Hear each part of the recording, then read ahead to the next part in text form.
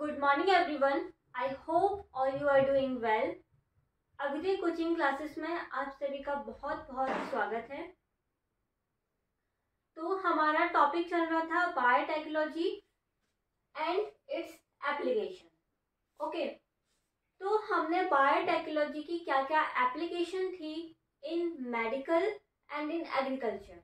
तो हमें बायोटेक्नोलॉजी की दो एप्लीकेशन ही पढ़नी थी, कहाँ पे, इन मेडिकल फील्ड में, और दूसरी पढ़नी है हमें आप एग्रीकल्चर। तो एग्रीकल्चर हम कल डिस्कस कर चुके थे कि बायोटेक्नोलॉजी का एप्लीकेशन एग्रीकल्चरल फील्ड में क्या है।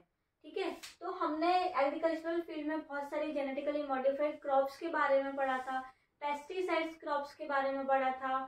हमने डिटेल में यहाँ पे बीटी कॉटन, बीटी टॉक्सिन या बीटी टॉक्सिन में हमने बीटी कॉटन का डिटेल में डिस्कस किया था। हमने flavour saver variety of tomato को डिटेल में डिस्कस किया था। हमने गोल्डन राइस कैसे प्रिपेयर किया है by the recombinant DNA technology, हमने उसको डिटेल में डिस्कस किया था। उसके बाद हमने आरएनए इंटरफेरेंस के बारे में जाना था। उसमें जो नेमाटोड्स है वो कैसे टोबैको प्लांट को अफेक्ट कर रहा था, और फिर हमने उसकी जो क्या वीकनेस थी नेमाटोड की, उसको जान के हमने टोबैको प्लांट को क्योर किया था by infecting with the pesticide. Okay, तो ये हमने कल प्रीवियस लेक्चर में डिस्कस कर लिया था कि बायोटेक्नोलॉजी का एप्लीकेशन इन एग्रीकल्चरल फील्ड। ठीक है, today's we discuss about the application of biotechnology in medical field.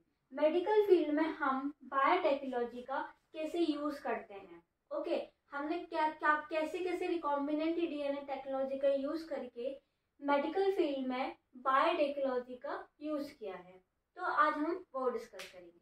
अब हम देखते हैं कि हमने बायोटेक्नोलॉजी का एप्लीकेशन इन मेडिसिन में कैसे किया।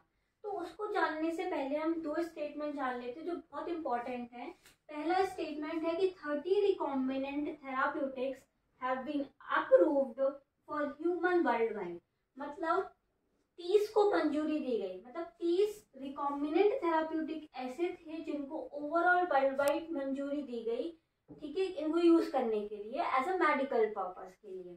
और इन इंडिया में 12 of these presently being marketed, जिसमें से 12 जो है इंडिया में मार्केटेड है। जो हमारे रिकॉम्बिनेंट डीएनए टेक्नोलॉजी से जो हमारी मेडिसिन बनी हैं उनको यूज करने के लिए हमारे जो 12 हैं वो प्रेजेंटली मार्केटेड है।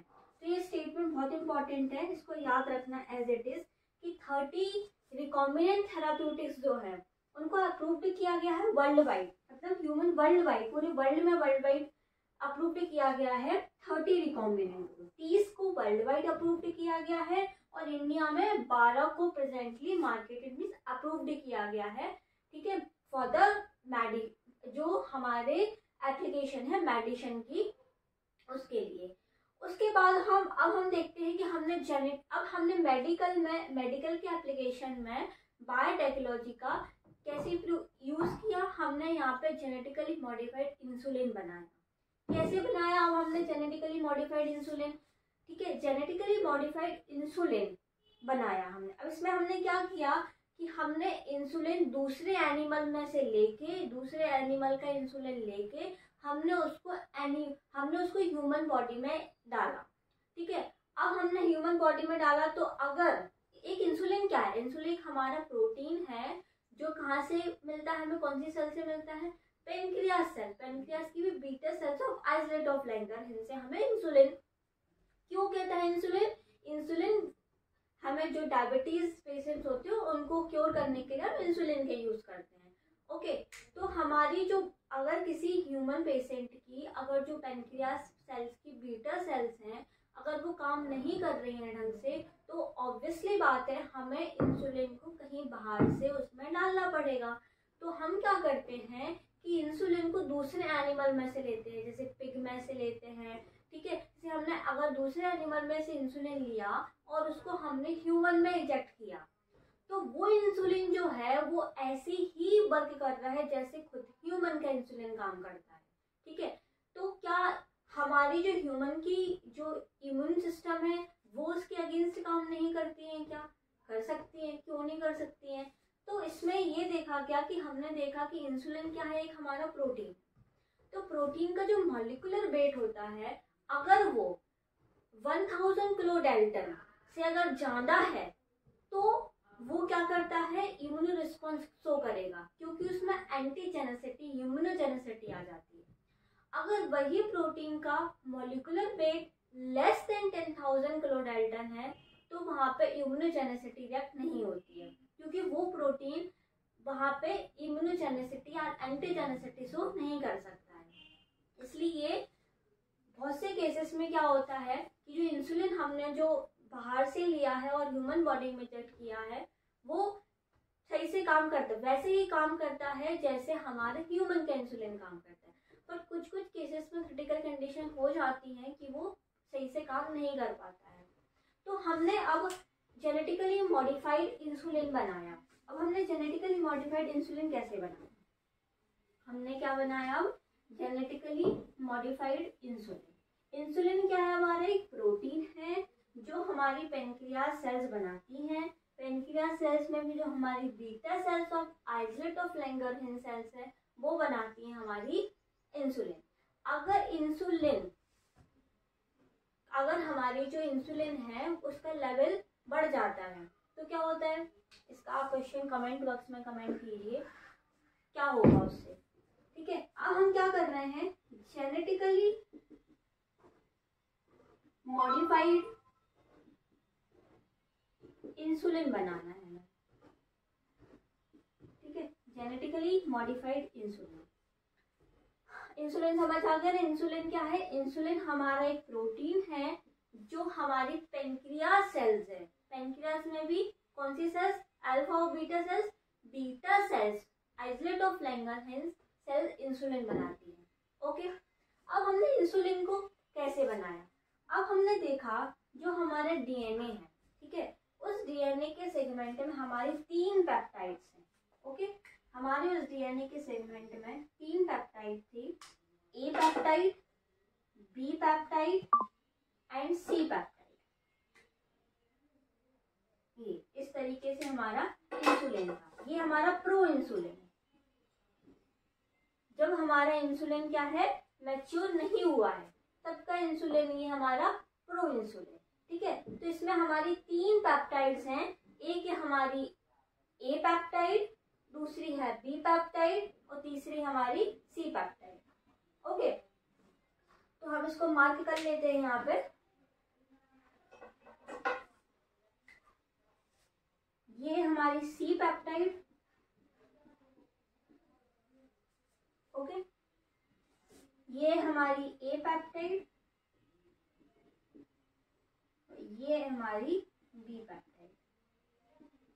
और जो हमारे तीनों पेप्टाइड हैं इनका जो मॉलिक्यूलर वेट है वो तीनों का ही अलग अलग है। जैसे हमारी सी पेप्टाइड है, सॉरी मॉलिक्यूलर वेट नहीं, यहाँ पे ये क्वेश्चन पूछते हैं यहाँ पे ये कि ये जो तीनों पेप्टाइड है कितने अमाइनो एसिड से मिलकर बनी होती है। तो जो हमारी सी पेप्टाइड है वो कितने अमाइनो एसिड से मिलकर बनी है, 33 अमाइनो एसिड से मिलकर बनी है। ठीक है, एसिड से मिलकर बनी है सी पेप्टाइड। और जो हमारी ए पेप्टाइड है वो 21 अमाइनो एसिड से मिलकर बनी है। और जो हमारी बी पेप्टाइड है वो 30 अमाइनो एसिड से मिलकर बनी है। तो इसको याद रखना, ये बहुत इंपॉर्टेंट क्वेश्चन है, ये पूछ लेते हैं कि जो हमारा इंसुलिन है, ये हमारा जो प्रो इंसुलिन है, जब हमारा इंसुलिन मैच्योर नहीं हुआ है तब पहले का जो इंसुलिन है हमारा उसमें 3 पेप्टाइड है, A peptide, B peptide and C peptide. ठीक है, जो हमारा सी पेप्टाइड है वो 33 अमाइनो एसिड्स का है, ए पेप्टाइड 21 अमाइनो एसिड्स का है और बी पेप्टाइड 30 अमाइनो एसिड्स का है। ठीक है, अब हम यहाँ पे क्या करते हैं, अब हम यहाँ पे अपने प्रो इंसुलिन को क्या करेंगे, मैच्योरेशन। अब हम अपने इंसुलिन का क्या करेंगे, मैच्योरेशन। तो जब मैच्योरेशन होगा प्रो इंसुलिन का तो ये क्या हो जाता है, यहाँ पे रिमूवल हो जाता है हमारा सी पेप्टाइड, सी पेप्टाइड का रिमूवल हो जाता है। सी पेप्टाइड हमारा यहाँ से रिमूव हो गया, मतलब हमारा जो सी पेप्टाइड है ये यहाँ से रिमूव हो जाता है। ठीक है, तो हमारे पास सिर्फ क्या बचेगा, ए पेप्टाइड एंड बी पेप्टाइड। तो ए पेप्टाइड और बी पेप्टाइड बचेगा।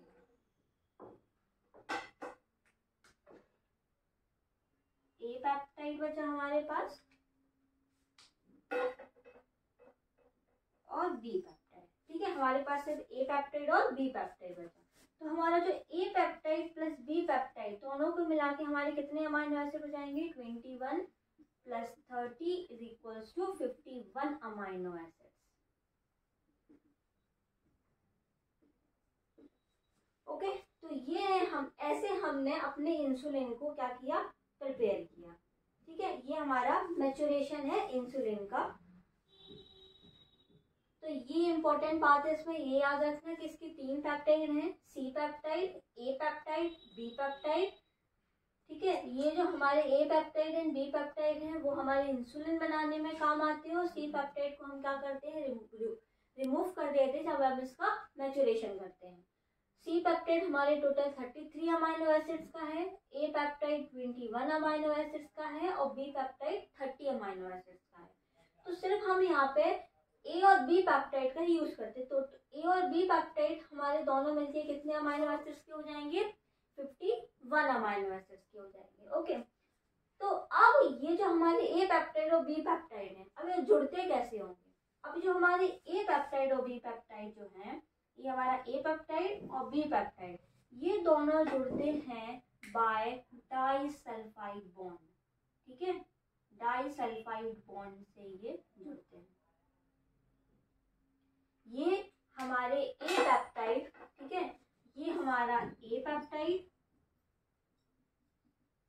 ये हमारा बी पेप्टाइड, ये दोनों जुड़ते हैं किससे, डाइसल्फाइड बॉन्ड से। ये बहुत इंपॉर्टेंट है, याद रखना है इसको, डाइसल्फाइड बॉन्ड। डाइसल्फाइड मतलब 2 सल्फर बॉन्ड आ जाएंगे वहां पे। डाई मतलब 2, सल्फाइड मतलब सल्फर के बॉन्ड। ठीक है, 2 सल्फर के बॉन्ड से हमारा ए पेप्टाइड और बी पेप्टाइड जो है वो जुड़ जाएगा। ठीक है, तो जेनेटिकली मॉडिफाइड इंसुलिन हमने जब बनाया तो हमने क्या देखा कि एक हमारा जो डीएनए का सेगमेंट है उसमें हमारे 3 पेप्टाइड हैं, A peptide, B peptide and C peptide. जो हमारा सी पेप्टाइड है वो 33 अमाइनो एसिड्स का है, जो ए पेप्टाइड है वो 21 अमाइनो एसिड्स का है, एंड जो बी पेप्टाइड है वो 30 अमाइनो एसिड्स का है। ठीक है, ये तो आपको याद करना ही पड़ेगा।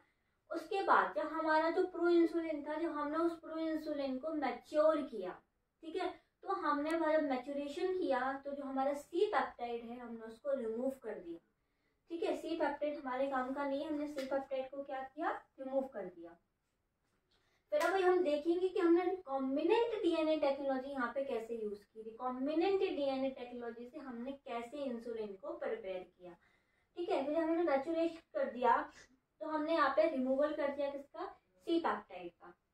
अब हमारे पास सिर्फ ए पेप्टाइड और बी पेप्टाइड बनेंगे। तो total A peptide B peptide का अमाइनो एसिड कितना हुआ, 51 अमाइनो एसिड। अगर तीनों पेप्टाइड का अमाइनो एसिड कितना हुआ तो इनको टोटल कर देंगे, कितना आएगा टोटल, 314 325 6 7 8 84 अमाइनो एसिड्स। ओके, वैसे पूछेगा नहीं है फिर भी। फिर हमारा जो ए पेप्टाइड है और बी पेप्टाइड है वो आपस में जुड़ेंगे कैसे, बाय डाइसल्फाइड बॉन्ड। ठीक है, डाई मतलब 2 सल्फर की लिंकेज होगी जिससे हमारा ए पेप्टाइड और बी पेप्टाइड क्या होंगे, बाइंड होंगे। तो ये हमारा जेनेटिकली मॉडिफाइड इंसुलिन हम ऐसे प्रिपेयर करेंगे। अब हम आगे देखते हैं। अब इसको प्रिपेयर करने के लिए एक कंपनी थी 1983 में, एक कंपनी है जिसका नाम था, 1983 में एक कंपनी आई जिसका नाम था इली लिली कंपनी थी 1983 में, एक अमेरिकन कंपनी थी। इली लिली 1983 में एक अमेरिकन कंपनी थी।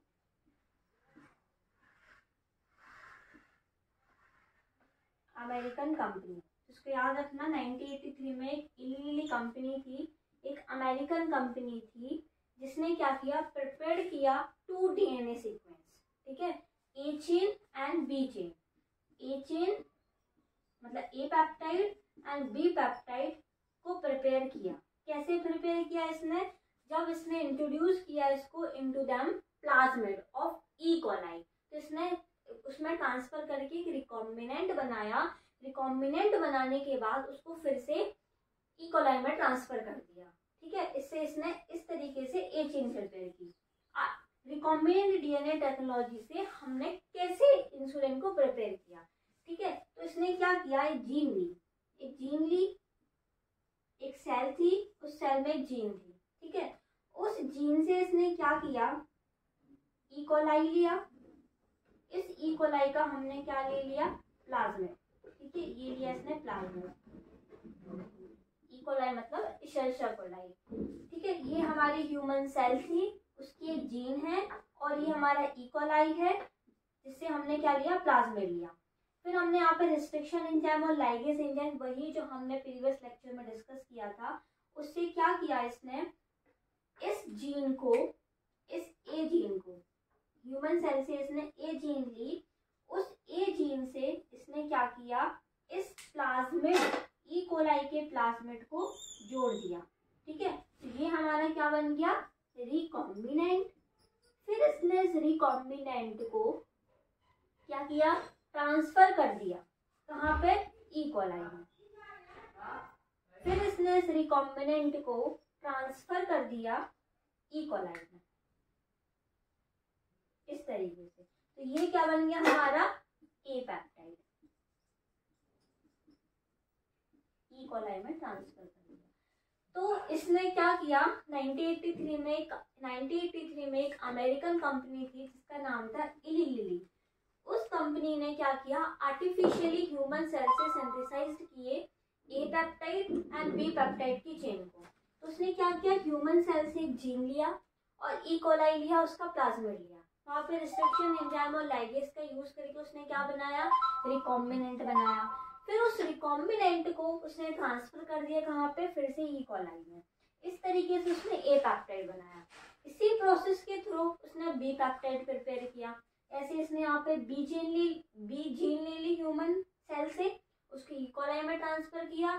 ठीक है, मतलब उसका रिकॉम्बिनेंट बनाया, फिर उसको ई कोलाई में ट्रांसफर किया। इस तरीके से उसने बी पेप्टाइड भी बना लिया। उसके बाद क्या हुआ, जब बी पेप्टाइड भी बन गया हमारा, तो हमारा ए पेप्टाइड और बी पेप्टाइड दोनों ही हमने जब रिकॉम्बिनेंट डीएनए से प्रिपेयर कर लिए। सपोज करो ये हमारा ए पेप्टाइड है और ये हमारा बी पेप्टाइड है। ठीक है, ये बी पेप्टाइड है और ये ए पेप्टाइड है।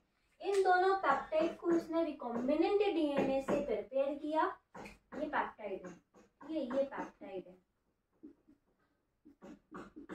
रिकॉम्बिनेंट डीएनए से प्रिपेयर किया।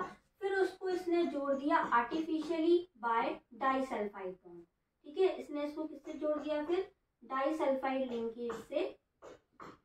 तो ये जो पेप्टाइड है, A peptide and B peptide, किससे जोड़ते हैं, joint by disulphide bond. Okay, disulphide bond से हमने दोनों पेप्टाइड को जोड़ दिया। इस तरीके से हमने जो इंसुलिन है उसको जेनेटिकली मॉडिफाइड इंसुलिन को प्रिपेयर किया। और जो हमारा ह्यूमन इंसुलिन है, जो जेनेटिकली मॉडिफाइड ह्यूमन इंसुलिन है, उसको हम क्या बोलते हैं, ह्यूमिलिन। उसको हम बोलते हैं ह्यूमिलिन। जेनेटिकली मॉडिफाइड इंसुलिन को हम क्या बोलेंगे, it was named Humulin. Okay, तो इस तरीके से हमने प्रो इंसुलिन को मैच्योर इंसुलिन करके हमने प्रिपेयर किया। तो पहले इंसुलिन क्यों यूज किया जाता है, इंसुलिन यूज करते हैं फॉर द डायबिटिक पेशेंट के लिए। ठीक है, तो पहले क्या करते थे, हम इंसुलिन को एक्सट्रैक्ट करते थे from the pancreas of cattle and pig. Pig के पैनक्रियास से, कैटल के पैनक्रियास से हम इंसुलिन को आइसोलेट करते थे। ठीक है, और उसके बाद हम उसको ह्यूमन बॉडी में डाल देते थे। लेकिन आप देखा क्या कि ये जो है वो यूजफुल तो है, कहीं कहीं किसी पेशेंट बॉडी में ये एज अ वैसे ही काम कर रही है जैसे ह्यूमन के इंसुलिन काम करता है, लेकिन ये कभी कभी कंडीशन में सीवियर कंडीशन भी कॉज कर देता है। फिर साइंटिस्ट ने रिकॉम्बिनेंट डीएनए टेक्नोलॉजी के थ्रू इंसुलिन को प्रिपेयर किया। ठीक है, तो ये जो इंसुलिन प्रिपेयर किया इनने रिकॉम्बिनेंट डीएनए से, ये कैसा था, बहुत इफेक्टिव था और सेफ था, ठीक है, एज कंपेयर टू दिस, ठीक है। तो इस तरीके से हमने जेनेटिकली मॉडिफाइड इंसुलिन को प्रिपेयर किया। तो ये हमारी एप्लीकेशन हो गई बायोटेक्नोलॉजी की इन मेडिसिन में। तो मेडिसिन में ही तो हुई क्योंकि हमने इंसुलिन को प्रिपेयर किया। तो हम इसको अब अलग अलग पेशेंट्स में यूज कर सकते हैं जिनको ह्यूमन इंसुलिन नहीं बन रहा है जिनकी बॉडी में, जिनकी पेनक्रियास की बीटा सेल्स सही से काम नहीं कर रही हैं, तो हम उसको इंजेक्ट कर सकते हैं उसमें, ठीक है। तो ये पूरा हमने पढ़ लिया क्या कि हमने जेनेटिकली मॉडिफाइड इंसुलिन कैसे प्रिपेयर किया। अब हम दूसरी चीज पढ़ते हैं कि हम बायोटेक्नोलॉजी की एप्लीकेशन का मेडिसिन में और कैसे यूज करते हैं। पहला तो हमने पढ़ लिया कि ये इसको हम जेनेटिकली मॉडिफाइड इंसुलिन प्रिपेयर करने में यूज करते हैं। दूसरा एप्लीकेशन क्या होगा इसका, अब हम इसके बारे में बात करते हैं। अब हम बात करते हैं एप्लीकेशन इन मेडिसिन बायोटेक्नोलॉजी की एप्लीकेशन का इन जीन थेरेपी में। अब हम जीन थेरेपी किसे कहते हैं, हमने सबसे पहला जो लेक्चर पढ़ा था बायोटेक्नोलॉजी का, उसमें मैंने जीन थेरेपी को थोड़ा सा बताया था कि जीन थेरेपी क्या होता है। जीन थेरेपी क्या होता है, जिसमें हम डिफेक्टेड जीन को नॉर्मल जीन से रिप्लेस करेंगे, वो कहलाएगा हमारा जीन थेरेपी। जो जीन हमारी डिफेक्ट है बॉडी में, उसको हम रिप्लेस कर देंगे नॉर्मल हेल्दी जीन से, उसको हम बोलते हैं जीन थेरेपी, ठीक है। सबसे पहले जो जीन थेरेपी एक 4 ईयर ओल्ड गर्ल में की गई थी इन 1990, ठीक है। 1990 में सबसे पहले जीन थेरेपी एक 4 साल की कोई बच्ची थी, 4 ईयर ओल्ड गर्ल, उसमें की थी, ठीक है, ठीक है। जिसमें क्या देखा गया कि उसके पास एक एडिनोसिन डीअमीनेज एंजाइम नहीं था, उसकी जीन में एडिनोसिन डीअमीनेज एंजाइम नहीं था। उसकी वजह से उसको एक बहुत ही भयानक बीमारी हुई जिसका नाम था SCID। क्या नाम था उसका, SCID, ठीक है। SCID का फुल फॉर्म क्या है, S for severe combined immunodeficiency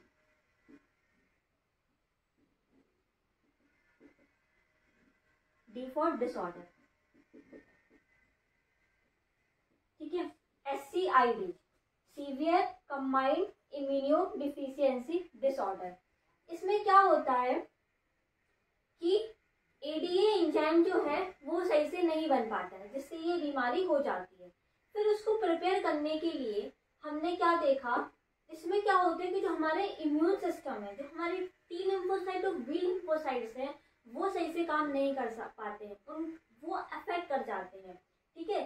तो इससे क्या होगा, अब इसको हम क्योर करने के लिए क्या करते हैं, बोन मैरो ट्रांसप्लांटेशन कर सकते हैं। तो ये बहुत मुश्किल है बोन मैरो ट्रांसप्लांटेशन करना। तो फिर देखा कि हम उस ADA की जीन को रिप्लेस कर दें हेल्दी जीन से। साइंटिस्ट ने क्या एक्सपेरिमेंट किया, यहाँ पे इन्होंने क्या किया कि एक जीन लिया, ठीक है, ADA का जीन लिया, उस ADA जीन से क्या किया, ADA जीन ने ADA एंजाइम बनाया, ठीक है। ये एंजाइम जो है वो रिस्पॉन्सिबल होता है, क्या करता है, ये स्टिमुलेट करता है प्रोलिफरेशन। मतलब प्रोलिफरेशन का मतलब क्या हुआ, स्टिमुलेट प्रोलिफरेशन मतलब डिवीजन, ठीक है, डिवीजन ऑफ, किसका डिवीजन किया इसने, T lymphocyte and B lymphocyte,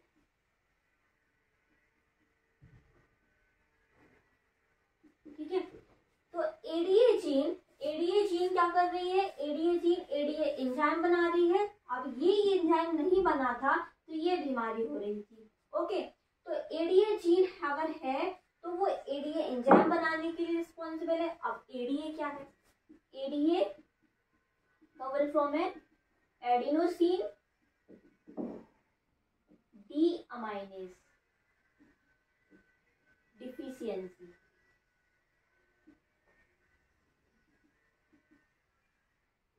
ठीक है। ये एंजाइम है जो इस बीमारी को कॉज करता है। अगर ये एंजाइम नहीं है तो SCID हो जाएगा, ठीक है, ये SCID को कॉज कर देगा। तो हमने बेसिकली यहाँ पे क्या देखा जीन थेरेपी के बारे में, कि जीन थेरेपी में क्या करते हैं हम, जो हमारी डिफेक्टिव जीन है, जो जीन हमारी खराब हो गई है, उसको हम एक नॉर्मल और हेल्दी जीन से रिप्लेस कर देते हैं, उसको हम कहते हैं जीन थेरेपी। सबसे पहले जीन थेरेपी यूज हुआ था 1990 में, 1990 में, इन द ईयर 1990 में सबसे पहले जीन थेरेपी यूज किया था एक 4 साल की बच्ची में।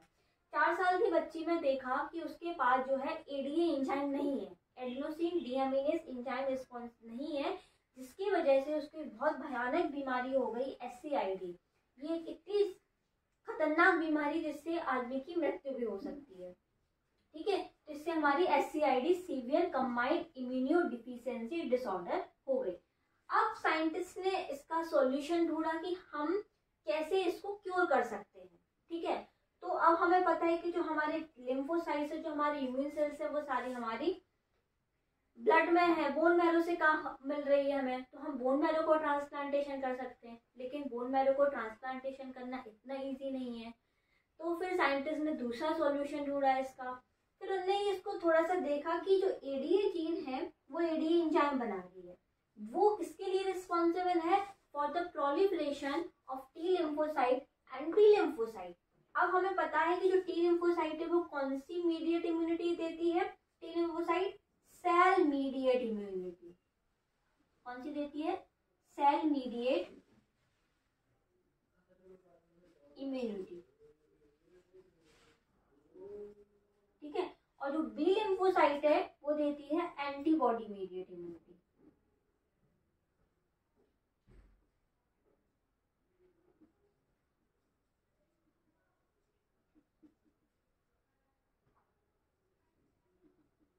AMI ये मैंने पहले भी बताया है, और CMI, ठीक है। तो ये एंजाइम जो है वो इसके लिए रिस्पॉन्सिबल है, प्रोलिफरेशन करा रहा है। अब हमारे पास अगर ये एंजाइम ही नहीं है तो ये हमारी सही से काम नहीं करेगी। जब हमारी लिम्फोसाइट से काम नहीं कर रही, हमारी सेल मीडिएट इम्यूनिटी और एंटीबॉडी मीडिएटेड इम्यूनिटी दोनों ही सही से अगर काम नहीं कर रही हैं तो क्या होगा, ऑब्वियस सी बात है बीमारी होगी, ठीक है। जैसे हम HIV की बात करते हैं, HIV का फुल फॉर्म क्या है, ह्यूमन इम्यूनोडिफिशियेंसी डिसऑर्डर, ठीक है, जो एड्स कॉज करता है, एक्वायर्ड इम्यूनोडिफिशियेंसी सिंड्रोम।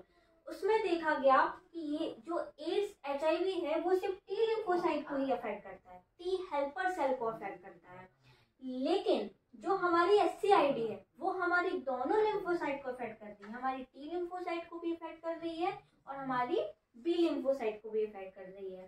तो साइंटिस्ट ने क्या देखा कि यहाँ पे ADA अगर एंजाइम नहीं है, ADA मतलब एडेनोसिन डीअमीनेज एंजाइम नहीं है, तो वो SCID severe combined immunodeficiency disorder cause करता है। तो हमने इस बीमारी को जीन थेरेपी के थ्रू क्योर करना स्टार्ट किया, ठीक है। कैसे क्योर किया आप इन्होंने, वो देखते हैं। अब हम देखते हैं कि हमने जीन थेरेपी से कैसे क्योर किया SCID को, सीवियर कंबाइंड इम्यूनोडिफिशियेंसी डिसऑर्डर।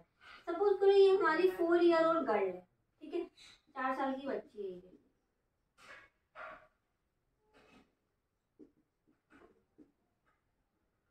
ठीक है, ये 4 साल की बच्ची है। अगर ये बच्ची, डोंट जज माई आर्ट, ओके, तो ये इसको क्या है, SCID है, इसको है सीवियर कंबाइंड इम्यूनोडिफिशियेंसी डिसऑर्डर, ठीक है, जिसके पास ADA की डिफिशियंसी है,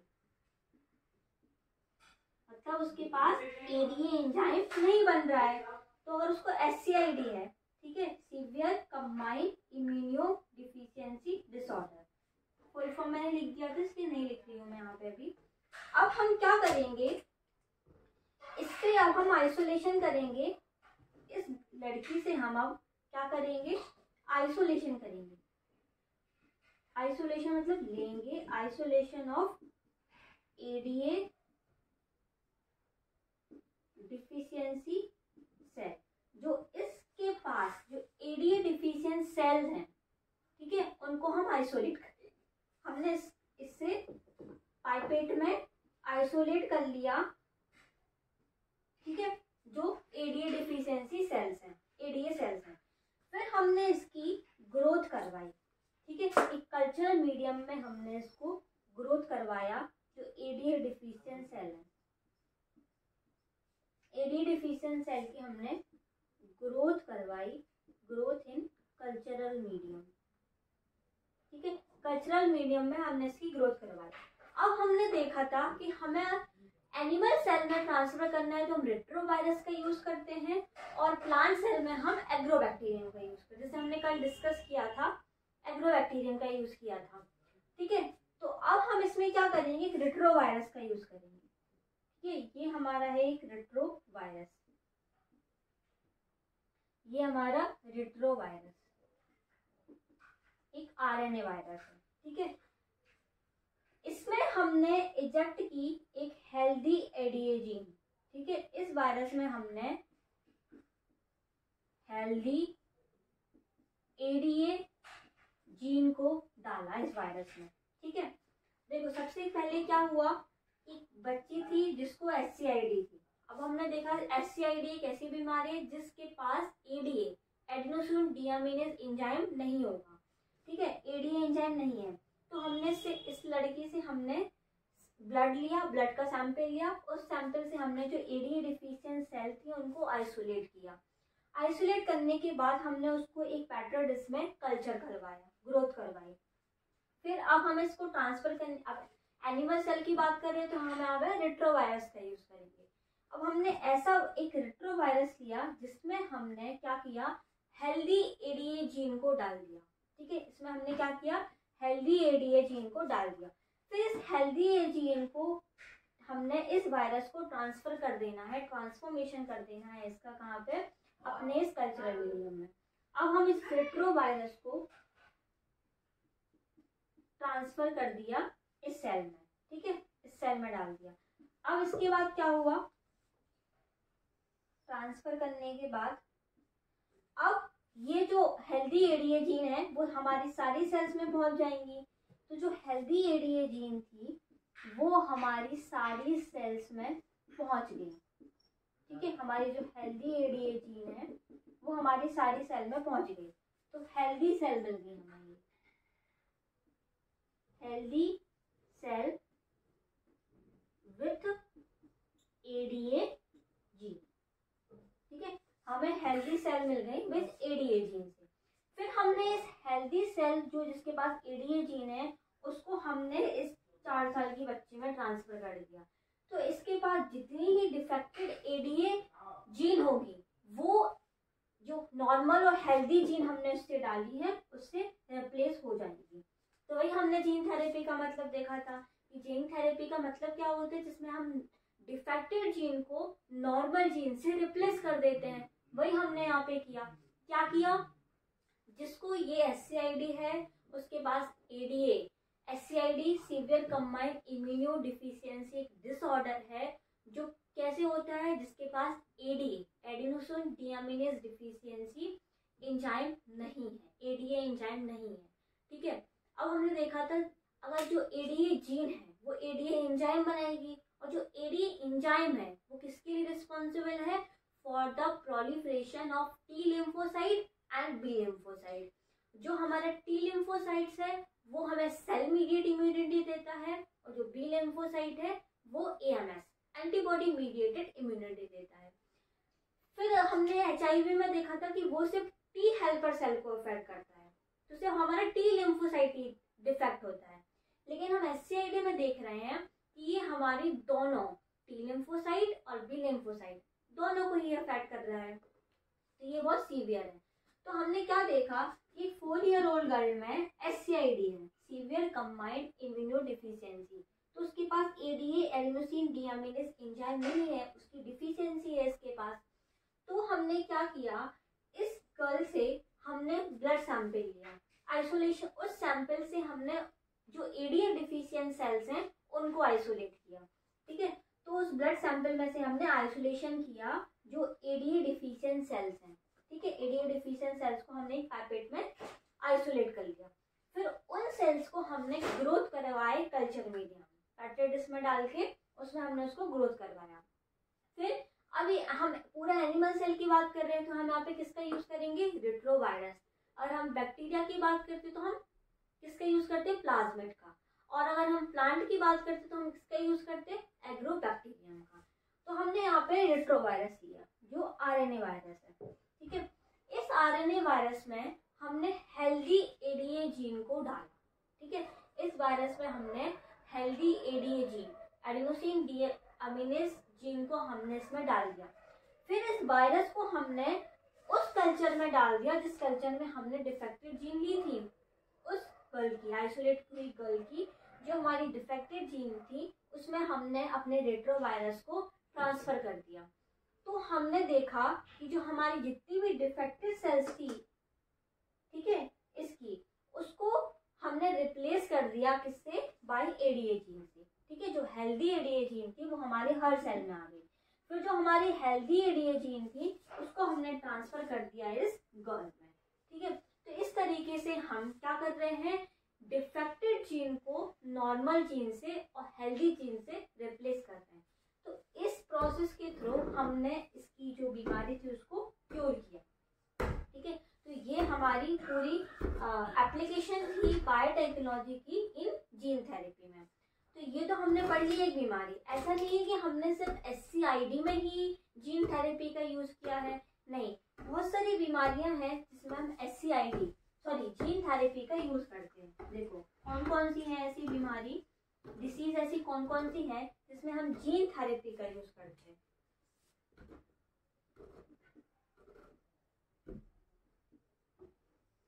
पहली तो हमने पढ़ी SCID। ठीक है, इसका फुल फॉर्म है severe combined immuno deficiency disorder. पहली। दूसरी कौन सी है हमारी, दूसरी है हमारी हीमोफीलिया, कलर ब्लाइंडनेस, हीमोफीलिया। तीसरी है सिस्टिक फाइब्रोसिस। चौथी है, बहुत सारी बीमारियां हैं जैसे एड्स का फुल फॉर्म क्या है, एक्वायर्ड इम्यूनो डिफिशियंसी डिसऑर्डर।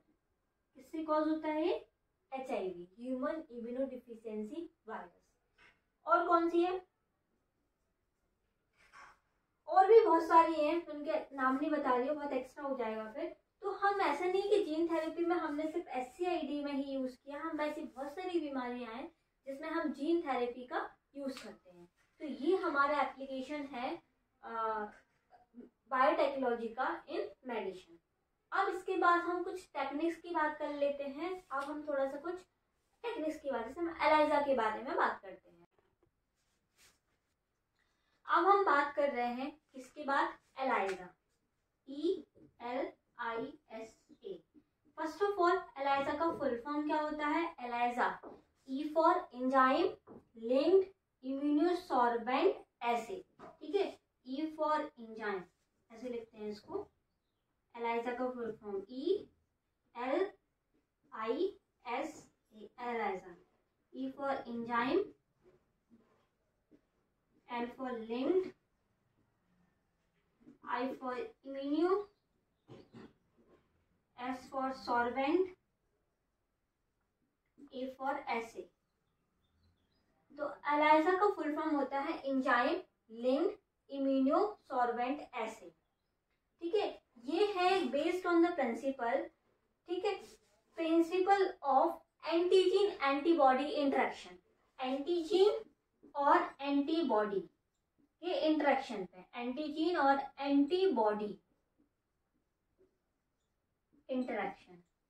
एंटीजीन और एंटीबॉडी पता है, व्हाट आर एंटीजीन्स? एंटीजीन्स क्या होते हैं, एंटीजीन्स आर द ग्लाइकोप्रोटीन्स। एंटीजीन्स क्या है, ग्लाइकोप्रोटीन्स है जो प्रेजेंट कहाँ होती है, on the surface of RBCs। ये दोनों टर्मिनोलॉजी मैंने बहुत अच्छे से एक्सप्लेन किया था जब मैंने आपको ब्लड सर्कुलेशन पढ़ाया था. If you remember that lecture, you know the meaning of antigen and antibody. So E for enzyme linked immunosorbent assay. ठीक है, ये क्या है, एक ऐसा टेक्निक है जिसमें एंटीजन और एंटीबॉडी का इंट्रैक्शन होता है. अगर किसी पैथोजन से हम इफेक्ट कर जाते हैं तो उस डिसीजेस को, उसके थ्रू हम antigen detected by presence of antigen और एंटीबॉडी से हम आइडेंटिफाई कर सकते हैं उस डिसीज का. ठीक है, तो ये बहुत इंपॉर्टेंट टेक्निक है इनकी, एलाइजा. ठीक है, इसमें हम क्या करते हैं, एंटीजन और एंटीबॉडी का इंट्रैक्शन कर रहे हैं. ठीक है, एलाइजा में हम क्या कर रहे हैं, एंटीजन और एंटीबॉडी दो चीजों का इंट्रैक्शन कर रहे हैं. ठीक है, इसमें एलाइजा में इसमें हम क्या करते हैं, बेसिकली इसका थोड़ा सा प्रोसेस समझ लो, बाकी ये बहुत डिटेल में है एलाइजा टॉपिक, पर आपकी सिलेबस में बस थोड़ा सा ही दिया है तो वही समझा रही हूँ मैं बस थोड़ा सा. इसमें हम क्या करेंगे, सबसे पहले आपको एलाइजा वर्ड समझ में आ गया. एलाइजा का फुल फॉर्म याद रखो सबसे पहले तो, एंजाइम लिंक्ड इम्यूनोसॉर्बेंट एसे. ठीक है, एक ऐसा प्रिंसिपल है जिसमें एंटीजन और एंटीबॉडी का इंट्रैक्शन होता है. दूसरी चीज, अगर किसी पैथोजन से अगर इन्फेक्शन हो जाता है तो हम उसको डिटेक्ट कर सकते हैं by the presence of antigen और एंटीबॉडी की प्रेजेंस से हम उस डिसीज को डिटेक्ट कर सकते हैं. दूसरी चीज हमने पढ़ी इसमें कि इंट्रैक्शन होता है एंटीजन और एंटीबॉडी का. अब हमने यहाँ पे क्या किया, सबसे पहले हमने क्या किया, यहाँ पे 3 वेल लिए. ठीक है, 3 वेल लिए. अगर हमें यहाँ पे एंटीजीन को डिटेक्ट करना है, ठीक है, अगर हमें वहां पे एंटीजीन को डिटेक्ट, सबसे पहले तो हम यहाँ पे ब्लड सैंपल लेंगे क्योंकि हमें ब्लड सैंपल में ही एंटीजीन और एंटीबॉडी मिलेगी. ठीक है, तो हमें जिस पेशेंट का आइडेंटिफाई करना है तो हम कि वो किस पैथोजन से इफेक्ट हुआ है या नहीं हुआ है, एंटीजन से हुआ है कि एंटीबॉडी से हुआ है, उसको डिटेक्ट करने के लिए सबसे पहले हमें ब्लड सैंपल लेना पड़ेगा. ठीक है, हमने ब्लड सैंपल लिया. अगर हमें एंटीजन को डिटेक्ट करना है, अगर if we want to detect the antigen, तो हमें एंटीजन को डिटेक्ट करना है तो हमें एंटीबॉडी कोटेड वेल लेना पड़ेगा. ठीक है, अगर हमें एंटीजन को डिटेक्ट करना है तो जो हमारे 3 वेल हैं इनको हमें कैसा लेना पड़ेगा, एंटीबॉडी डिटेक्ट. ठीक है, तो इसमें ऑलरेडी पहले से ही हमारे जो वेल हैं वो एंटीबॉडी से कोटेड होंगे. ठीक है, ये जो हमारे वेल हैं वो ऑलरेडी एंटीबॉडी से कोटेड होंगे. ये पहले से ऐसा ये सेटअप बना हुआ आता है, हमें ऐसा कुछ करना नहीं पड़ता है इसमें. ठीक है, तो अगर हमें एंटीजन को डिटेक्ट करना है तो हमें एंटीबॉडी कोटेड वेल लेने पड़ेंगे. ओके, और अगर हमें एंटीबॉडी को डिटेक्ट करना है तो हमें एंटीजीन कोटेड वेल लेने पड़ेंगे. तो हमें कैसे वेल लेने पड़ेंगे, एंटीजीन कोटेड, जी एंटीजीन से कोटेड वेल. इतनी 2-3 पॉइंट जो मैंने अभी बोले वो समझ में आए. पहली बात हमने थोड़ा सा एलाइजा के बारे में पढ़ा कि एलाइजा क्या होता है. ELISA means enzyme linked immunosorbent assay. मैं फिर से लिख देती हूँ, enzyme linked immunosorbent assay. Okay, enzyme जिसमें हम एंटीजन और एंटीबॉडी के इंट्रैक्शन को पढ़ रहे हैं. अगर हमें एंटीजन को डिटेक्ट करना है तो हमें एंटीबॉडी कोटेड वेल लेने पड़ेंगे, और एंटीबॉडी को डिटेक्ट करना है तो हमें एंटीजन कोटेड वेल लेने पड़ेंगे. अब हम सपोज कर रहे हैं कि हमारा एंटीजन है. ठीक है, अगर हमारा एंटीजन है तो ये जो हमारा सैंपल है इसमें क्या करेंगे हम, ये अगर एंटीजन है तो ये जो एंटीबॉडी है वो एंटीजन से बाइंड हो जाएंगी. ये जो अगर एंटीजन है हमारे पास तो एंटीबॉडी कोटेड जो वेल है वो एंटीजन से इस तरीके से बाइंड हो जाएंगी. हमने 22 ऐसा स्ट्रक्चर क्यों बनाया है एंटीबॉडी का, क्योंकि एंटीबॉडी का जो स्ट्रक्चर होता है वो कैसा होता है, बाई शेप्ड होता है. ठीक है, इसलिए मैंने ये एंटीबॉडी जो है वो वो बाई शेप की बनाई हुई है। ठीक है, तो हम यहाँ पे क्या पढ़ रहे हैं कि अगर हमें एंटीजन को डिटेक्ट करना है तो हमने क्या लिया, एंटीबॉडी कोटेड बल्ब लिया। अगर हमारे पास एंटीजन है तो ये एंटीजन हमारे एंटीबॉडी से जाके बाइंड हो गई। बाइंड होने के बाद हमने क्या किया, अब हमने यहाँ पे एक एंजाइम लिंक्ड एंटीबॉडी ली। कैसी एंटीबॉडी ली हमने यहाँ पे, अब हमने यहाँ पे एंजाइम लिंक्ड एंटीबॉडी ली, ऐसी एंटीबॉडी ली जो एंजाइम से लिंक्ड है। ठीक है, फिर उस एंजाइम लिंक्ड एंटीबॉडी को हमने बाइंड करवा दिया इससे। ठीक है, इस तरीके से बाइंड करवा दिया। अब एंजाइम लिंक्ड एंटीबॉडी के बाद हमने यहाँ पे लिया सबस्ट्रेट। ठीक है, हर एंजाइम का अपना एक सबस्ट्रेट होता है। ठीक है, तो ये जो सबस्ट्रेट है, ठीक है, ये क्या करेगा, अब ये जो एंजाइम लिंक्ड एंटीबॉडी है हमारी, जो हमारी इससे बाइंड हुई है, ये क्या करेगी एंजाइम लिंक्ड एंटीबॉडी, ये हमारे सबस्ट्रेट को, ठीक है, प्रोडक्ट में कन्वर्ट कर देगी। और जो प्रोडक्ट है हमारा वो कैसा होगा, क्रोमोजेनिक प्रोडक्ट होगा। क्रोमोजेनिक मतलब कलर्ड प्रोड्यूस करेगा। अगर वो कलर्ड प्रोड्यूस कर रहा है तो हम मान रहे हैं कि हमारी एंटीजीन प्रेजेंट है, और अगर वो कलर्ड प्रोड्यूस नहीं कर रहा है तो हमारी एंटीजीन प्रेजेंट नहीं है। ठीक है, तो यहाँ पे हमने सिर्फ क्या किया, एलाइजा में क्या देखा हमने, एंटीजीन और एंटीबॉडी का क्या होता है, इंटरेक्शन होता है। पहला पॉइंट। एंजाइम, एलाइजा क्या है, एंजाइम लिंक्ड इम्यूनोसॉर्बेंट एसिड। अगर किसी पैथोजन से इन्फेक्शन हो जाता है तो हम एंटीजीन उसको डिटेक्ट कर सकते हैं बाय एंटीजीन और एंटीबॉडी। ठीक है, तो अगर हमने एंटीजीन को डिटेक्ट करना है तो हम एंटीबॉडी कोटेड बेल लेंगे, और हमें एंटीबॉडी को डिटेक्ट करना है तो हम एंटीजन कोटेड बेल लेंगे। ओके, अगर हमें अब एंटीजन को डिटेक्ट करना है तो हमने यहाँ पे एंटीबॉडी कोटेड बेल लिया। उस एंटीबॉडी कोटेड बेल में हमने माना कि हमारे पास एंटीजन है, तो ये एंटीजन हमारी एंटीबॉडी कोटेड बेल से जाके बाइंड हो गई। अब हम यहाँ पे एक ऐसी एंटीबॉडी लेंगे जो एंजाइम लिंक्ड है। ठीक है, एंजाइम लिंक्ड एंटीबॉडी।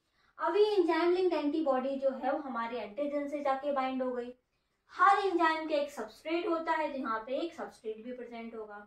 यहाँ पे रहते हैं सबस्ट्रेट, हॉर्सराइडिस पेरोक्साइड सबस्ट्रेट है, ये आपके सिलेबस में नहीं है ज़्यादा डिटेल में, इसलिए मैं नहीं बता रही हूँ। इसके बाद अब हमारी जो एंजाइम लिंक्ड एंटीबॉडी बाइंड हो गई, और उस एंजाइम लिंक्ड एंटीबॉडी से हमारा सबस्ट्रेट बाइंड हो गया, तो वो एंजाइम क्या करेगा, उस सबस्ट्रेट को प्रोडक्ट में कन्वर्ट कर देगा। और प्रोडक्ट कैसा होगा हमारा, क्रोमोजेनिक प्रोडक्ट होगा। ऐसा प्रोडक्ट होगा जो कलर प्रोड्यूस करेगा। अगर वो कलर प्रोड्यूस करता है दैट मीन्स हमारी एंटीजन डिटेक्ट हो गई है। अगर वो कलर प्रोड्यूस नहीं करता है that means there is no antigen. Okay, same experiment हमारा एंटीबॉडी के साथ होगा। अगर हमें एंटीबॉडी को डिटेक्ट करना है तो हम एंटीजन कोटेड, जस्ट अपोजिट कर रहे हैं, तो हम एंटीजन कोटेड बेल ले रहे हैं।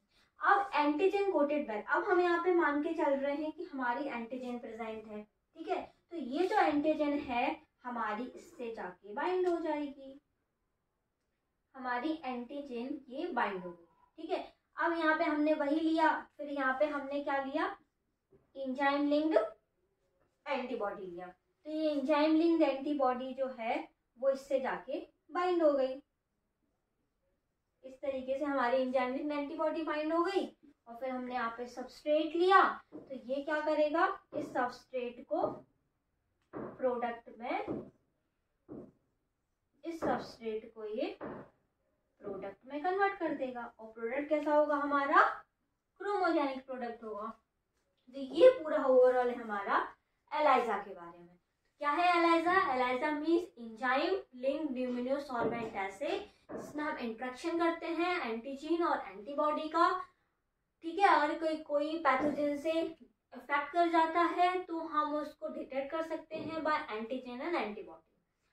अब हम इसमें क्या कर रहे हैं कि एंटीजन अगर हमें डिटेक्ट करना है तो हम एंटीबॉडी कोटेड बेल ले रहे हैं, और अगर हमें एंटीबॉडी डिटेक्ट करना है तो हम एंटीजन कोटेड बेल ले रहे हैं। उसमें फिर हम एंजाइम लिंक्ड जो एंटीबॉडी है उसको डाल रहे हैं, उसके बाद उसका सबस्ट्रेट ले रहे हैं, तो वो एंजाइम जो है उस सबस्ट्रेट को प्रोडक्ट में कन्वर्ट कर देगा। और जो प्रोडक्ट होगा हमारा वो कैसा होगा, chromogenic, that means colour producing product मिलेगा हमें। अगर कलर प्रोड्यूसिंग प्रोडक्ट हमें मिलता है दैट मींस दैट हमारी एंटीजन डिटेक्ट हो गई है।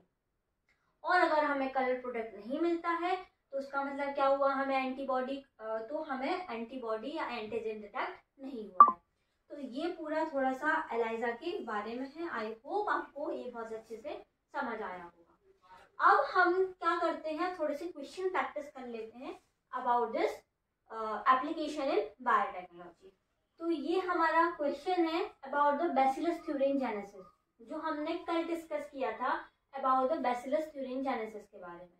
तो क्या कर डिस्कस किया था कल हमने कि जो बैसिलस थ्यूरिनजेनेसिस है वो क्या है, बीटी टॉक्सिन प्रोड्यूस करता है एक बैक्टीरिया को जिसका नाम था बैसिलस थ्यूरिनजेनेसिस, ठीक है, जो प्रोड्यूस कर रहा था एक एंडोटॉक्सिन को, ठीक है। वो एंडोटॉक्सिन पहले इनएक्टिव था, लेकिन जैसे ही वो इंटर करता है कहाँ पे, इंसेक्ट के मिडगट में, तो वहां पे उसको क्या मिलती है, एल्कलाइन कंडीशन मिलती है, जिससे वो एंडोटॉक्सिन जो है उसको एक्टिवेटेड हो जाता है और इंसेक्ट डेथ हो जाता है। इतनी कहानी आपको क्लियर होगी। आई होप आपने कल का लेक्चर देखा होगा, आपको चीजें क्लियर समझ आई होंगी। अगर आपको कल का लेक्चर समझ आया है तो ये क्वेश्चन बहुत इजी हो जाएगा आपको सॉल्व करना। पहला क्या लिखा हुआ है statement, crystalline protein synthesized by BT मतलब bacillus thuringiensis is activated by. Question समझो क्या लिखा हुआ है, crystalline protein synthesized by bacillus thuringiensis, ऐसा कौन प्रोटीन जो है जो सिंथेसाइज्ड हुआ है bacillus thuringiensis is activated by, किसके द्वारा एक्टिवेटेड हुआ है। पहला statement, acidic condition of bacterial food vacuole, क्या एसिडिक कंडीशन में वो एक्टिवेट हुआ था, नहीं, अभी हम देख रहे हैं कि वो एल्कलाइन कंडीशन में एक्टिवेट हुआ है, तो ये स्टेटमेंट गलत है। दूसरा स्टेटमेंट, एल्कलाइन, ओके स्टेटमेंट सही है, एल्कलाइन वर्ड सही है। आगे पढ़ते हैं हम, pH of bacterial food vacuole, क्या हमने वहां पे बैक्टीरियल फूड वैक्यूल की बात की थी, नो, ये स्टेटमेंट भी गलत। तीसरा, acidic pH in insect gut के एसिडिक पीएच की बात कर रहे थे क्या हम, नो, हम एल्कलाइन पीएच की बात कर रहे थे, वहां पे स्टेटमेंट गलत। दूसरा, alkaline pH in insect midgut, yes this statement is true. तो ये बिल्कुल कल के लेक्चर का ही सेम टू सेम क्वेश्चन है जो हमने कल पढ़ा था अबाउट द बैसिलस थ्यूरिनजेनेसिस, ठीक है। तो आई होप आपको ये समझ आया होगा क्वेश्चन कि वो क्या पूछना चाह रहा है। हमने कल जो पूरी कहानी पढ़ी थी कि जो बैसिलस थ्यूरिनजेनेसिस है वो एक एंडोटॉक्सिन को प्रोड्यूस करता है, ठीक है। वो एंडोटॉक्सिन कैसा था, पहले हमारा इनएक्टिव था, जैसे ही वो इंसेक्ट के मिडगट में एंटर करता है तो वहां पे उसको क्या मिलती है, एल्कलाइन कंडीशन मिलती है, जिसकी वजह से वो क्या हो जाता है, एक्टिवेटेड हो जाता है और इंसेक्ट का डेथ करवा देता है। वही पूछा इसने कि वो एक्टिवेटेड कैसे होता है, कि जब उसको एल्कलाइन कंडीशन मिलेगी मिडगट ऑफ इंसेक्ट में, तो वही स्टेटमेंट ही हमारा ट्रू हो जाएगा। अब हम दूसरा क्वेश्चन देखते हैं। बहुत सिंपल क्वेश्चन आते हैं, अगर आपने अगर चीजें ध्यान से पढ़ी हैं और रिवाइज की हैं प्रॉपरली तो आप इजीली क्वेश्चंस को सॉल्व कर सकते हैं। दूसरा क्वेश्चन है कि जो ह्यूमन इंसुलिन है, ह्यूमन इंसुलिन इज बीइंग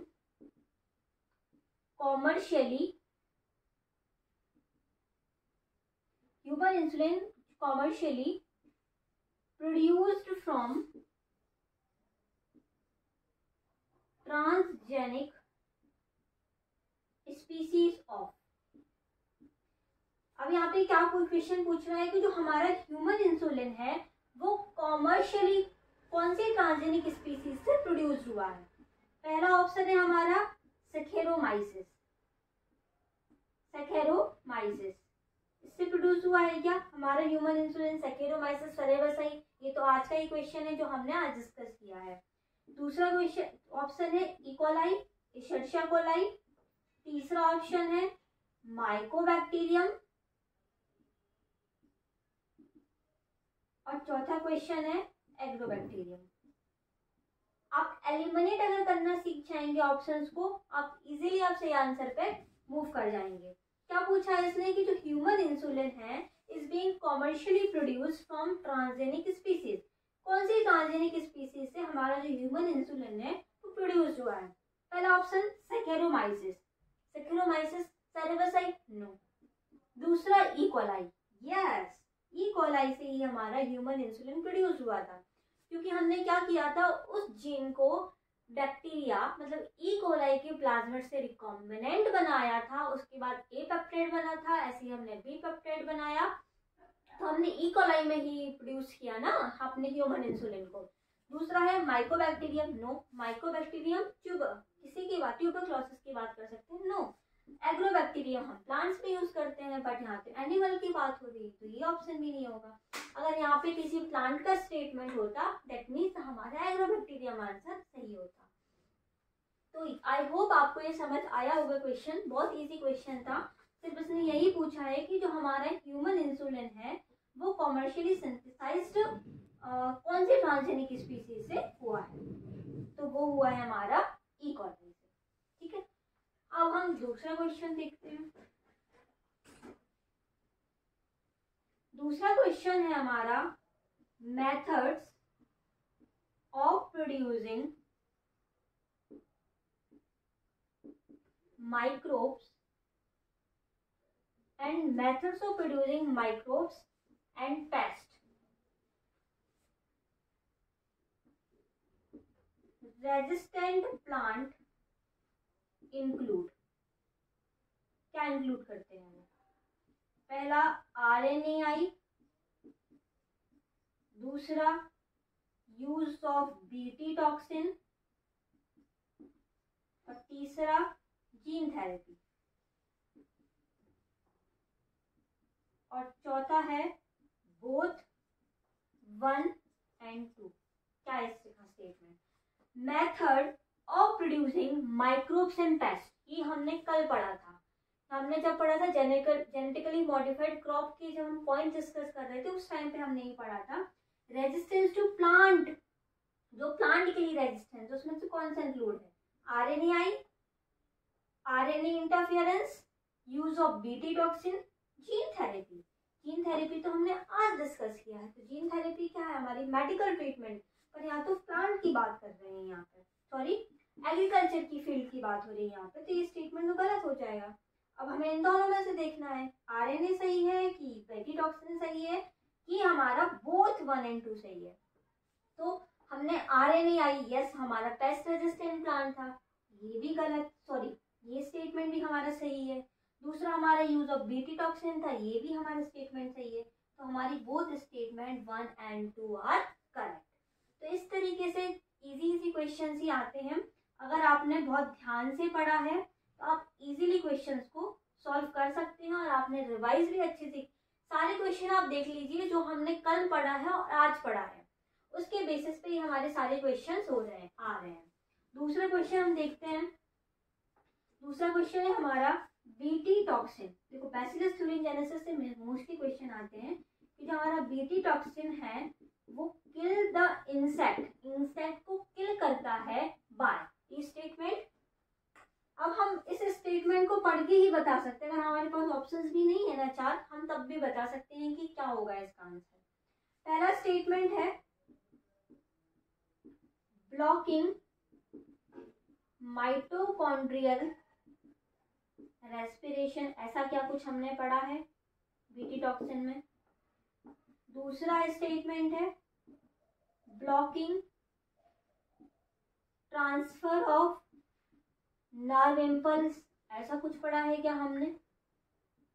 तीसरा स्टेटमेंट है create pores in body surface, ऐसा कुछ पढ़ा क्या। अगर आपको कल का लेक्चर आपने अच्छे से देखा होगा तो आप इजीली क्वेश्चन को सॉल्व कर सकते हैं। Pores in mid gut of insect, क्या ये स्टेटमेंट सही है।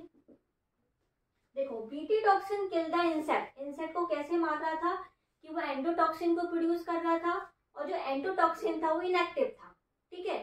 जब वो इंसेक्ट के मिड गट में एंटर कर रहा था, उसको एल्कलाइन कंडीशन मिल रही थी, तब जाके वो एक्टिवेशन हो रहा था। जब उसका एक्टिवेशन हो रहा था तो वो एपिथेलियल सेल जो थी मिडगट की, उससे जाके अटैच होके उसमें पोर्स क्रिएट कर दे रहा था, मतलब छोटे छोटे छेद क्रिएट कर दे रहा था, जिससे वो उसकी डेथ करवा सके। तो क्या पूछा है, BT toxin kill the insect, कैसे इंसेक्ट को किल कर रहा है, by blocking the mitochondrial respiration. क्या हमने ऐसा कुछ पढ़ा था कि वो माइटोकॉन्ड्रिया की रेस्पिरेशन को किल कर रहा है? नो, ये स्टेटमेंट गलत है। दूसरा स्टेटमेंट क्या पढ़ा है? Blocking the transfer of nerve impulses, क्या हमने ऐसा कुछ पढ़ा? नहीं। Create force, yes force create करता है। बॉडी सरफेस पे फोर्स क्रिएट कर रहा था क्या? नहीं। तीसरा स्टेटमेंट भी गलत हो गया। चौथा स्टेटमेंट क्या लिखा है? Create force in the mid gut of epithelial, mid gut of insect, mid gut of epithelial of insect, और यहाँ पे एपिथेलियल ऑफ इंसेक्ट भी है, तो ये यस, ये हमारा ऑप्शन क्या है? करेक्ट है। ठीक है, तो इस तरीके से क्वेश्चंस आते हैं। आई होप अगर आपने लेक्चर अच्छे से पढ़ा होगा, लेक्चर पढ़ने के बाद अगर आपने टेक्स्ट बुक को रीड किया होगा तो आपकी कंसेप्ट जो है बहुत क्लियर हो गए होंगे और आप इजीली क्वेश्चन को सॉल्व कर पाएंगे। तो मैं यही उम्मीद करती हूँ कि आपने लेक्चर देखा होगा अच्छे से और आपने टेक्स्ट बुक से भी पढ़ा होगा। एक क्वेश्चन और सॉल्व कर लेते हैं। अ transgenic rice, that means the golden rice, has been developed by increased content of first vitamin A, vitamin B, vitamin C, vitamin D। कौन सा विटामिन था? जो हमारा गोल्डन राइस था वो रिच इन विटामिन, कौन सी विटामिन? Vitamin A. हमने beta carotene पढ़ा था। बीटा कैरोटीन ऐसा एंजाइम था, वो रिच था हमारे विटामिन ए में। तो यहाँ पे गोल्डन राइस की बात कर ली, तो हमने कल डिस्कस किया था इसको कि विटामिन ए इसका राइट ऑप्शन है। आई होप आपको क्वेश्चंस थोड़े समझ आए होंगे किस टाइप के क्वेश्चंस आते हैं। तो आप क्वेश्चन देखिए, उस टाइप से पढ़ना स्टार्ट कीजिए और कंसेप्ट अपने क्लियर कीजिए। अगर आपके कंसेप्ट क्लियर होंगे आप इजीली क्वेश्चन को सॉल्व कर पाएंगे। कैसा भी क्वेश्चन अगर आता है आप इजीली सॉल्व कर पाएंगे। और कंसेप्ट क्लियर के साथ साथ आप इसका रिवीजन भी कीजिए। अगर आप रिवीजन कर रहे हैं और क्वेश्चन प्रैक्टिस कर रहे हैं तो आपके लिए इतना ही इनफ है। ठीक है, आई होप आपको आज का लेक्चर भी समझ आया होगा, जिसमें हमने एप्लीकेशन पढ़ी बायोटेक्नोलॉजी की, इसमें इन मेडिकल फील्ड में। तो मेडिकल फील्ड में हमने पहला पढ़ा था इंसुलिन। हम इंसुलिन, जेनेटिकली मॉडिफाइड इंसुलिन कैसे बना रहे हैं, जिसमें हमने ए पेप्टाइड, बी पेप्टाइड और सी पेप्टाइड की बात की थी। इसमें हमने सी पेप्टाइड को रिमूव कर दिया था, ए पेप्टाइड को और बी पेप्टाइड को हमने रिकॉम्बिनेंट डीएनए से बनाया। ठीक है, उसके बाद हमने इंसुलिन सिंथेसाइज्ड किया था और फिर एक कंपनी थी इली लिली कंपनी, इन 1990 में उसने ये पूरा प्रोसेस किया था ह्यूमन इंसुलिन की प्रोडक्शन करने का। दूसरी बात हमने इसमें क्या पढ़ी? जीन थेरेपी के बारे में बात करी। जीन थेरेपी एक ऐसी टेक्निक है जिसमें हम जो डिफेक्ट जीन है उसको हेल्दी और नॉर्मल जीन से रिप्लेस करते हैं। ठीक है, जीन थेरेपी में हमने एक डिसीज के बारे में पढ़ा, सीवियर कंबाइंड इम्यूनोडेफिशिएंसी डिसऑर्डर, जिसमें हमने देखा कि वो 1990 में 4 ईयर ओल्ड गर्ल में देखा कि उसके पास एडीए जीन जो थी, एडीए एंजाइम था, वो नहीं था। ठीक है, जिसकी वजह से उसको एससीआईडी हो रही थी। ठीक है, तो हमने क्या देखा कि जो हमारी एडीए जीन थी वो एडीए एंजाइम बना रही थी, और जो एडीए एंजाइम है, एडेनोसिन डियामिनेज एंजाइम जो है, वो रिस्पॉन्सिबल था किसके लिए? For the proliferation of the B lymphocyte and the T lymphocyte. मतलब जो हमारी सेल मीडिएट इम्यूनिटी है और एंटीबॉडी मीडिएट इम्यूनिटी है उसके लिए रिस्पॉन्सिबल थी। लेकिन जब हमारा एडीए एंजाइम ही नहीं है तो हमारी जो टी लिम्फोसाइट और बी लिम्फोसाइट है वो भी सही से काम नहीं कर रही है। तो उसको ओवरकम करने के लिए, उसको क्योर करने के लिए साइंटिस्ट ने कुछ टेक्नोलॉजी, रिकॉम्बिनेटेड टेक्नोलॉजी का यूज किया और फिर उसको क्योर करने की कोशिश की। तो उसमें उन्होंने क्या किया कि जो पेशेंट था उस पेशेंट से उन्होंने डिफेक्टेड जीन को आइसोलेट किया, डिफेक्टेड एडीए जीन को आइसोलेट किया, उसकी कल्चरिंग करवाई, ठीक है, उसकी ग्रोथ करवाई। उसके बाद उन्हें ट्रांसफर करने के लिए, हम यहाँ पे एनिमल सेल की बात कर रहे हैं, यहाँ पे हम रेट्रोवायरस का यूज करेंगे। तो उस रेट्रोवायरस में इन्होंने क्या किया, हेल्दी एडीए जीन को डाल दिया। जब हेल्दी एडीए जीन को उस रेट्रोवायरस में डाला, उस रेट्रोवायरस को हमने ट्रांसफॉर्मेशन कर दिया अपनी उस कल्चर मीडियम में जहाँ पे हम ग्रोथ करवा रहे थे उस डिफेक्टेड जीन का। जब हमने उसमें उसको रेट्रोवायरस में डाला तो हमारी जो डिफेक्टेड जीन थी वो हेल्दी जीन से रिप्लेस हो गई और उन हेल्दी जीन को हमने उस पेशेंट में इंजेक्ट कर दिया। इसके थ्रू हमने जीन थेरेपी का यूज करके बहुत सारी डिसीजेस को क्योर किया है। इसके बाद हमने कुछ टेक्निक्स के बारे में पढ़ा, जैसे हमने एलाइजा के बारे में डिस्कस किया, एंजाइम लिंक्ड इम्यूनोसॉल्वेंट ऐसे, जिसमें हम एंटीजन एंटीबॉडी का इंटरेक्शन देखते हैं। अगर हमें एंटीजन को डिटेक्ट करना है तो हम एंटीबॉडी कोटेड बेल लेंगे, और हमें अगर एंटीबॉडी को डिटेक्ट करना है तो हम एंटीजन कोटेड बेल लेंगे। उसके बाद हमने इसमें एंजाइम लिंक एंटीबॉडी डाल ली, उसके बाद हमने उसका सबस्ट्रेट डाला, सबस्ट्रेट डालने के बाद जो एंजाइम था उसका, उसने सबस्ट्रेट को एक क्रोमोजेनिक सबस्ट्रेट में प्रोडक्ट में कन्वर्ट कर दिया। अगर हमें कलर प्रोड्यूस हो रहा है दैट मीन्स हमारे एंटीजन प्रेजेंट है, डिटेक्ट हुई है। अगर कलर प्रोड्यूस नहीं हुआ है that means there is no antibody और देयर इज नो एंटीजन। तो ये हमारी पूरी टेक्निक थी अबाउट द एलाइजा। उसके बाद हमने कुछ क्वेश्चन डिस्कस किए, तो आप क्वेश्चन देखिए किस किस टाइप के क्वेश्चन आते हैं, उस टाइप से आप प्रिपेयर कीजिए अपने नोट्स को। आप नोट्स जरूर बनाइए और रिवीजन। अब आपके पास टाइम भी कम बचा है तो आप ज़्यादा से ज़्यादा हो सके अब तो चीज़ों को रिवाइज कीजिए और क्वेश्चन प्रैक्टिस कीजिए। रिवीजन बहुत इम्पोर्टेंट है। आप ज़्यादा से ज़्यादा रिवाइज करेंगे, आप उतने अच्छे से चीज़ों को गेन करेंगे।